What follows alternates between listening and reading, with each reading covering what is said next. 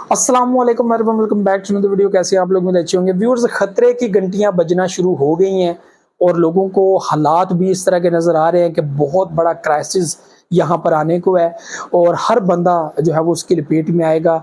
बहुत बड़ी मुश्किलात का सामना करना पड़ सकता है। आज मैं जिस बंदे की जो है वो बात आप लोगों के सामने रखने जा रहा हूँ, जिसने रिसेंट एक जो है वो यहाँ पर जो है वो बात की है और उसने ये चीज़ें वाज़ह की हैं कि हम लोगों को 2008 का जो क्राइसिस है वो भूल जाएगा, जो अब बड़ा क्राइसिस आने जा रहा है 2023 के अंदर। ये बहुत बड़ी स्टेटमेंट है, बहुत बड़ी स्टेटमेंट दी है और ये किसने दी है ये आप लोगों को मैं इस वीडियो के अंदर शेयर करूंगा।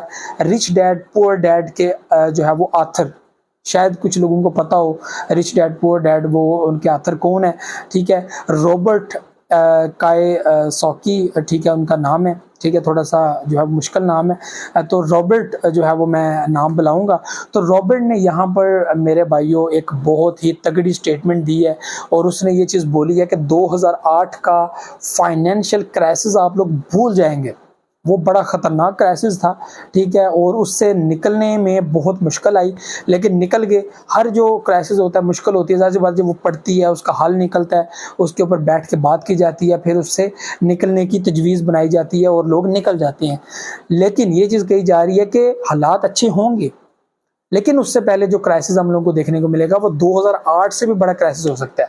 अब मैं आप लोगों को सबसे पहले बता दूं कि 2008 का क्राइसिस है क्या। ज़ाहिर सी बात है आप लोगों को उसकी भी समझ होनी चाहिए।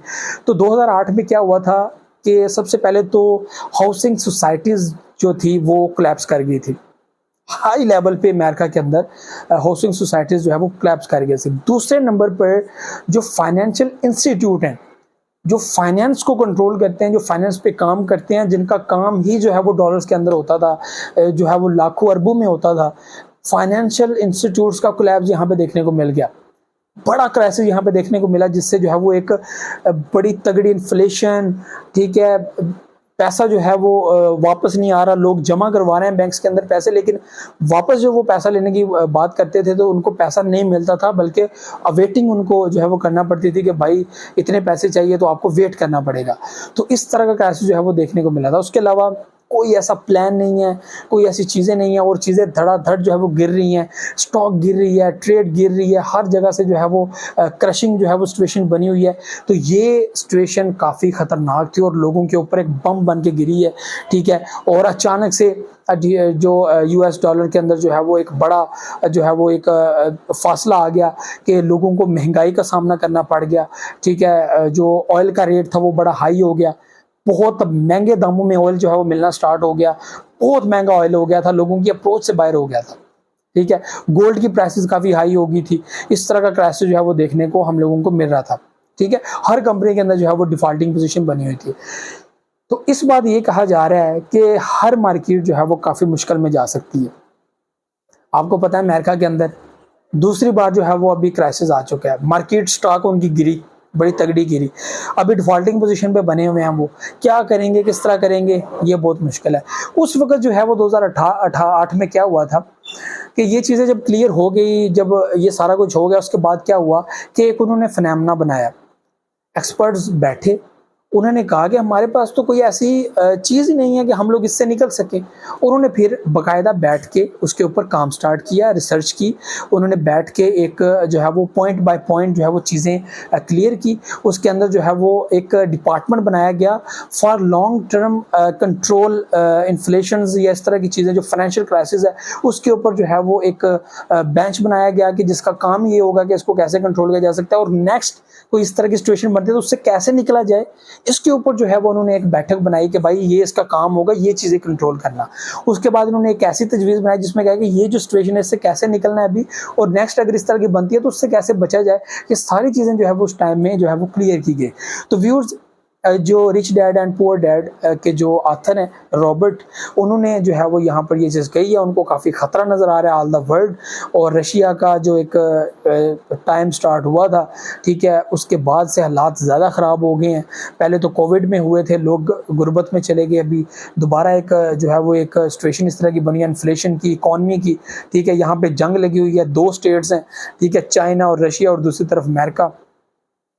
और यहाँ पे रशिया और चाइना को कोई फ़र्क नहीं पड़ रहा, और वो ये कह रहे हैं कि जो कंट्री हमारे साथ आगे बैठ जाएगी हम उसको सपोर्ट करेंगे और उसको हर तरह की परेशानी से जो है बचाने की कोशिश करेंगे।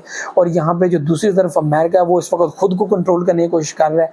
और यहाँ पे सब बातें शुरू तब हुई थी जब उन्होंने सैंक्शंस लगाई थी रशिया के ऊपर। रशिया उसके बाद काफ़ी ख़तरे में, काफ़ी जो है वो गुस्से में आ गया, सॉरी।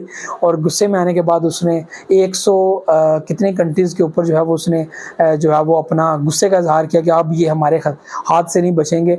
और सबसे पहले तो हम लोग गैस के ऊपर बात करेंगे और गैस को बंद करने की कोशिश करेंगे। और यहाँ पे जैसे इसके ऊपर बातें स्टार्ट हुई तो आपको पता है अब यूरोप के अंदर गैस रेट्स हाई हो चुके हैं, ऑयल रेट्स हाई हो चुके हैं, इन्फ्लेशन काफ़ी हाई हो गई है। 2024 की अगर इन्फ्लेशन काउंट की जाए आज के दिन तो इतनी हाई लग रही है कि यहाँ पर मैं कहता हूँ कि जो यहाँ से लोग अब्रॉड जाते हैं अपनी ज़िंदगी को बेहतर बनाने के लिए, उन लोगों के लिए वहाँ पर जो है वो रहना और वहाँ पे अपने आप को जो है वो कंट्रोल करना, महंगाई इस तरह की जिस तरह बन रही है, अपने मामलात को कंट्रोल करना काफ़ी मुश्किल हो जाएगा।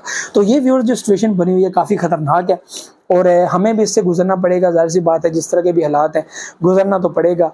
और ये चीज़ मैं आप लोगों को बता दूं कि जो इस वक्त पोजीशन बनी हुई है, आप लोग मार्केट से एग्जिट लेना चाहते हैं, एग्जिट ले सकते हैं, ठीक है। आप लोग क्रिप्टो में रहना चाहते हैं, क्रिप्टो में नहीं रहना चाहते, ये आप लोगों की मर्जी है। ट्रेड करना चाहते हैं, स्टॉक में रहना चाहते हैं, नहीं रहना चाहते, आपकी मर्जी है। लेकिन वो ऐसी बात है, जो लोग एक्सपर्ट्स हैं उनको पता है किस टाइम में इंटर होना है, किस टाइम में एग्जिट होना है, ये हर बंदे को पता होता है जो एक्सपर्टीज रखता है इन चीज़ों की, ठीक है। तो बाकी जो सिचुएशन है वो काफ़ी खतरनाक है। उन लोगों के लिए तो वैसे ही खतरनाक है जो चीज़ों को, जिनको आता ही कुछ नहीं है, ठीक है। सीधे लफ्ज़ों में मैं कहता हूँ जिनको आता कुछ नहीं है और जस्ट आते हैं कि भाई हो बताओ ये पैसा देगा, ये प्रोजेक्ट पैसा देगा, चलो जी इसमें लगा दो, किसी के कहने पे, खुद नहीं कुछ सीखना और कुछ समझना। तो व्यूअर्स इसमें तो बचेगा वही जो चीज़ों को समझता है, और वो तो बिल्कुल नहीं बचेगा चीज़ों को समझता नहीं है और अमीर होने के लिए आया है। तो जो क्राइसिस वक्त स्टार्ट हो रहा है, ये मार्केट बिल्कुल भी ट्रेड करने वाली मार्केट नहीं है, चाहे वो क्रिप्टो हो या कोई भी मार्केट हो, ट्रेड करने के काबिल नहीं। अपने आप को बचाइएगा, अपना पैसा बचाइएगा, ठीक है। और क्राइसिस के कंट्रोल होने के बाद, और क्रिप्टो क्राइसिस जो बना हुआ है और इस तरह की जो चीज़ें बनी हुई हैं, उम्मीद है कोई अच्छा कुछ निकलेगा बाहर। तो व्यूअर्स ये चीज़ें थी जो आप लोगों के साथ शेयर करनी थी। अपने आप को भी बचाएं, दूसरों को भी बचाएं और चीज़ों को समझने की कोशिश करें। इंशाल्लाह सब बेहतर होगा और बेहतरी की तरफ जाएगा। तो ये व्यूअर्स चीज़ें थी जो आप लोगों के साथ शेयर करनी थी। उम्मीद आप लोगों को वीडियो पसंद आई। उम्मीद है नेक्स्ट वीडियो में दुआ में रखिएगा। अल्लाह हाफ़िज़।